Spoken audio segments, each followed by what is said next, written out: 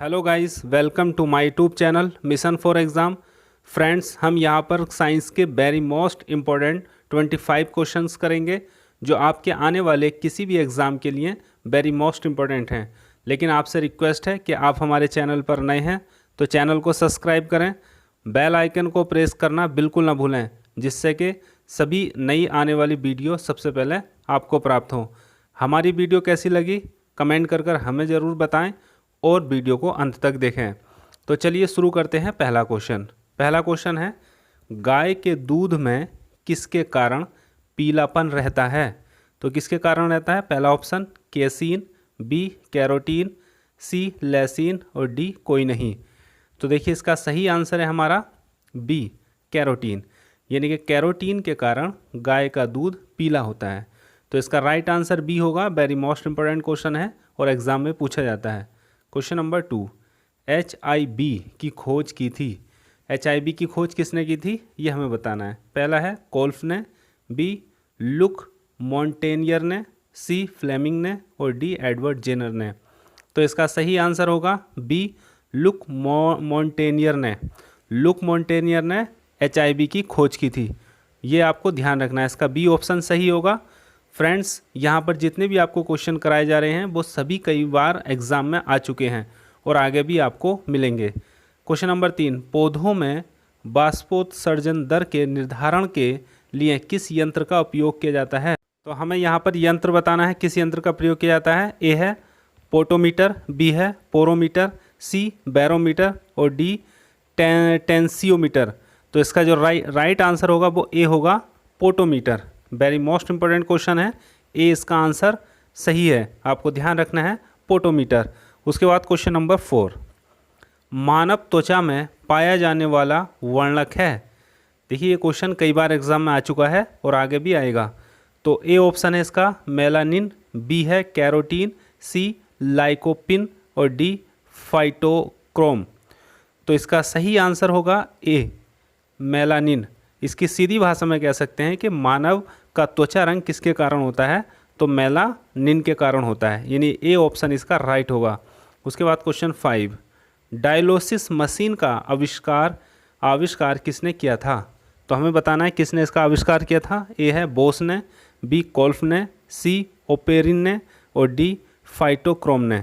तो इसका जो सही आंसर है वो बी है कोल्फ ने, यानी कि कोल्फ ने इसका आविष्कार किया था डायलिसिस मशीन का। तो आपको ध्यान रखना है इसका बी आंसर राइट होगा। उसके बाद क्वेश्चन 6, कोशिका विभाजन के समय स्पष्ट दिखाई देते हैं। क्या स्पष्ट दिखाई देते हैं? पहला है जीन, बी गुणसूत्र, सी DNA और डी जीन एवं गुणसूत्र दोनों। तो इसका राइट आंसर बी होगा गुणसूत्र, यानी कि गुणसूत्र हमें स्पष्ट रूप से दिखाई देते हैं कोशिका विभाजन के समय। तो इसका बी आंसर सही होगा। फ्रेंड्स, आपसे रिक्वेस्ट है कि आपने हमारा चैनल सब्सक्राइब नहीं किया है तो सब्सक्राइब करें, क्योंकि इसी प्रकार वेरी मोस्ट इंपॉर्टेंट क्वेश्चन आपको यहाँ पर कराए जाएंगे जो आपके आने वाले एग्जाम के लिए वेरी मोस्ट इंपॉर्टेंट है। क्वेश्चन नंबर 7, जराविक सेवन क्या है? वेरी मोस्ट इंपॉर्टेंट क्वेश्चन है। जराविक सेवन क्या है? ए कृत्रिम हृदय, बी कृत्रिम पैर, सी पेसमेकर, डी हाइड्रोपोनिक्स। तो इसका जो राइट आंसर होगा वो ए होगा कृत्रिम हृदय, यानी कि कृत्रिम हृदय जो होता है हमारा जराविक सेवन उसको नाम दिया गया है, यानी कि इसका ए आंसर राइट होगा, ये आपको ध्यान रखना है। तो इसका ए आंसर राइट होगा। उसके बाद क्वेश्चन नंबर 8, तो क्वेश्चन नंबर 8 है, विश्व वन्य जीव कोष की स्थापना कब की गई? तो विश्व वन्य जीव की स्थापना कब की गई थी ये हमें बताना है। पहला है 1973, बी 1991, सी 1980 और डी 1985। तो इसका जो राइट आंसर है वो ए है 1973 ईस्वी में। तो आपको ध्यान रखना है विश्व वन्य जीव कोष की स्थापना की गई थी 1973 ईस्वी में, यानी कि ए आंसर इसका राइट होगा। उसके बाद क्वेश्चन नंबर 9, डबल रोटी के निर्माण में किस कवक का प्रयोग होता है? तो हमें बताना है किस कवक का। ए है एजेटोवेक्टर, बी है एस्पारिलस, सी है पेनिसिलियम और डी है सैक्रोमाइसीज। तो इसका जो राइट आंसर होगा वो डी होगा सैक्रोमाइसीज। सैक्रोमाइसीज इसका राइट आंसर है और ये क्वेश्चन कई बार एग्जाम में आ चुका है। उसके बाद क्वेश्चन नंबर 10, HIV सर्वाधिक नष्ट करता है, वेरी मोस्ट इंपॉर्टेंट है। HIV किसको नष्ट करता है? ए है लाल रक्त कणों को, बी कोशिकाओं को, सी टी कोशिकाओं को, डी थ्रोम्बोसाइटों को। तो इसका जो राइट आंसर होगा वो सी होगा, टी कोशिकाओं को। ये क्वेश्चन कई बार एग्जाम में आ चुका है। इसका सी आंसर सही होगा, टी कोशिकाओं को HIV नष्ट कर देता है। तो सी इसका राइट आंसर है। उसके बाद क्वेश्चन नंबर 11, दोहरा निषेचन होता है। तो दोहरा निषेचन किस में होता है? ए है ब्राइटोफाइटा में, बी आवृतबीजी पौधों में, सी टेरिडोफाइटा में और डी जिम्नोस्पर्म में। तो इसका राइट आंसर बी होगा, आवृतबीजी पौधों में। तो आपको ध्यान रखना है, दोहरा निषेचन होता है हमारा आवृतबीजी पौधों में। इसका बी आंसर सही होगा। तो फ्रेंड्स, आपसे रिक्वेस्ट है कि आपने हमारा चैनल सब्सक्राइब नहीं किया तो चैनल को सब्सक्राइब कर लें, बेल आइकन को प्रेस करना बिल्कुल ना भूलें। उसके बाद क्वेश्चन नंबर 12, जीव द्रव्य की खोज किसने की थी? वेरी मोस्ट इंपॉर्टेंट है। ए है लेमार्क ने, बी हेरोफिल्स ने, सी हिप्पोक्रेटस ने, डी हुगो बोन मोल ने। तो इसका राइट आंसर होगा वो डी होगा, हुगो बोन मोल ने। तो जीव द्रव्य की खोज की थी हुगो बोन मोल ने। इसका डी आंसर सही होगा और ये एग्ज़ाम में कई बार आ चुका है, आपको ध्यान रखना है। क्वेश्चन नंबर 13, विश्व मलेरिया दिवस मनाया जाता है। तो विश्व मलेरिया दिवस मनाया जाता है तो कब मनाया जाता है? इसका राइट आंसर है आपका डी, 25 अप्रैल को, यानी कि 25 अप्रैल को विश्व मलेरिया दिवस मनाया जाता है। क्वेश्चन नंबर 14, भोजपत्र किस पेड़ की छाल से प्राप्त होता है? तो हमें बताना है किससे प्राप्त होता है। ए है बेट्यूला, बी विर्च, सी है क्वेरकस और डी है बर्बेरियस। तो इसका राइट आंसर ए होगा बेट्यूला। वेट्यूला से भोजपत्र प्राप्त किया जाता है। तो इसका ए आंसर सही होगा। और क्वेश्चन नंबर 15 की बात करेंगे, लेकिन आपसे रिक्वेस्ट है कि चैनल को अगर सब्सक्राइब नहीं किया तो सब्सक्राइब कर लें, क्योंकि इससे हमें मोटिवेशन मिलता है। क्वेश्चन नंबर 15, म्यूटेशन बाद के जनक है। म्यूटेशन बाद के जनक कौन है? ए है लेमार्क, बी हक्सले, सी लीनियस और डी हुगो डी ब्रीज। तो इसका राइट आंसर डी हुगो डी ब्रीज, यानी कि म्यूटेशन बाद के जनक हैं हुगो डी ब्रीज, यानी कि डी इसका राइट आंसर है। उसके बाद क्वेश्चन नंबर 16, तो क्वेश्चन 16 है हमारा, पादप शरीर क्रिया विज्ञान का पिता किसे कहा जाता है? पादप शरीर क्रिया विज्ञान का पिता किसे कहा जाता है? ए है Gregor Mendel, B Stephen Hales, C बोनवेयर और डी कोपरनिकस। तो फ्रेंड्स, इसका जो सही आंसर बी है स्टीफन हेल्स। स्टीफन हेल्स इसका राइट आंसर, यानी कि बी ऑप्शन इसका सही होगा। ये आपको ध्यान रखना है और ये एग्ज़ाम में आएगा, एग्ज़ाम में क्वेश्चन ये आपके। उसके बाद क्वेश्चन नंबर 17, अस्थि में कौन सा प्रोटीन पाया जाता है? अस्थि में कौन सा प्रोटीन पाया जाता है? ए है कैसीन, बी एल्ब्यूमिन, सी ओसिन और डी कोंड्रिन। तो इसका राइट आंसर होगा हमारा सी ओसिन। ओसिन हमारी प्रोटीन पाई जाती है अस्थि यानी कि हड्डियों में। तो इसका सी आंसर सही होगा। क्वेश्चन नंबर 18, कवक विज्ञान के जनक हैं। तो कवक विज्ञान के जनक कौन है? ए है माइकेली, बी केसी मेहता, सी स्टेफन हेल्स और डी ईजे बटलर। तो इसका जो राइट आंसर होगा वो हमारा ए होगा माइकेली, यानी कवक विज्ञान के जनक हैं माइकेली। इसका राइट आंसर ए होगा, ये आपको ध्यान रखना है और इम्पॉर्टेंट क्वेश्चन है, एग्जाम में ये आपको मिलेगा। क्वेश्चन नंबर 19, चने द्वारा पानी के अवशोषित होने की प्रक्रिया है।